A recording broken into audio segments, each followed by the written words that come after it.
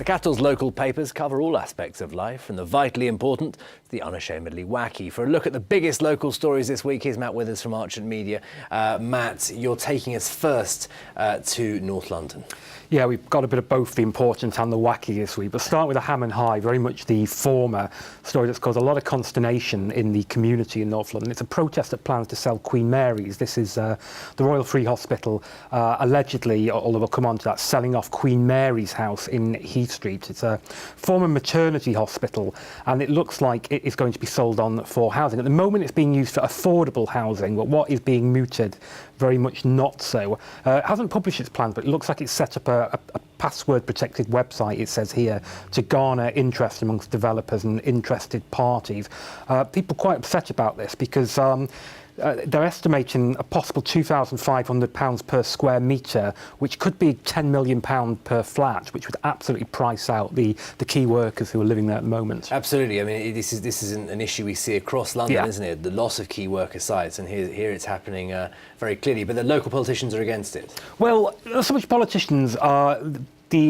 The regional director of the Royal College of Nursing is here, and Janine Griffiths, who chairs the Hampstead Neighbourhood Forum, so a local kind of civic society. What she said is that another luxury development is not what local people need or want, and the Royal College of Nursing said they'd be challenging the plans all the way. I should say the Royal Free Hospital said no decision had been made to sell Queen Mary's house, but they then go on to say that they must use their estate in the most efficient way to ensure we can deliver the best care to patients. With this in mind, a process to market it has begun to establish the level of interest in the site. Sounds very much to me like a decision has been made. Indeed, one to certainly watch there. Let's go all the way down to Croydon now, 15 miles south or something, and we'll meet the happiest man in Croydon, who's apparently he's not that happy because he's going to leave. No, but he leaves on Croydon on good terms. This is a gentleman called Harry Kane.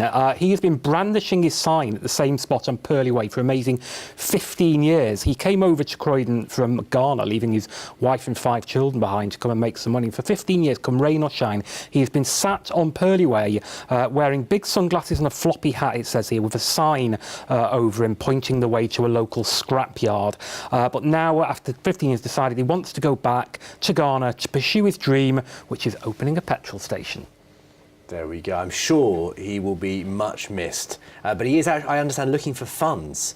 Yes. A fundraise to get himself back. Yes, he's a very popular man with the local community, so it looks like he's trying to tap into that to get money from people to help him move back.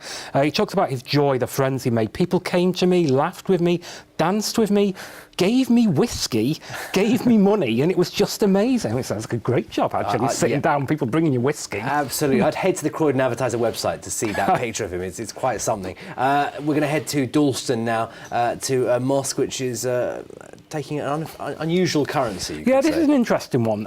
This is, as you say, mosque in Dalston, the Masjid Ramadan.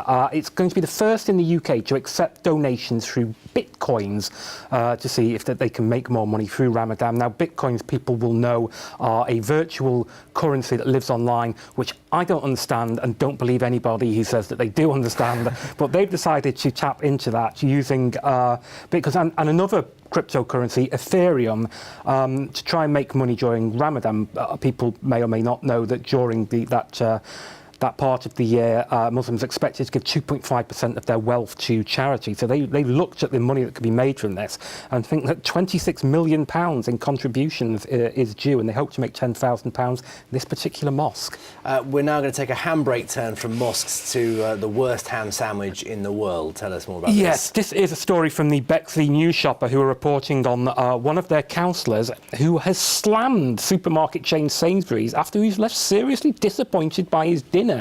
This is Monday night. Danny Hacker, who is a Labour councillor for Thamesmead East, he went to the Bexley Heath branch of Sainsbury's. He bought a ham and mustard sandwich, and then he posted a picture, which it does look a pretty pathetic sight, to be honest, on Twitter. He said initially he hit the jackpot after eating the first half of his sandwich, which contained plenty of ham. However, he was shocked to move on to what's described here as the second half of his tasty treat, only to find he'd been robbed of his filling. Well, I'd say he's been robbed. Danny, on your behalf, I'm disappointed for you. Not ever disappointed, Matt Withers, bringing us a fantastic selection of stories. Thanks, as always.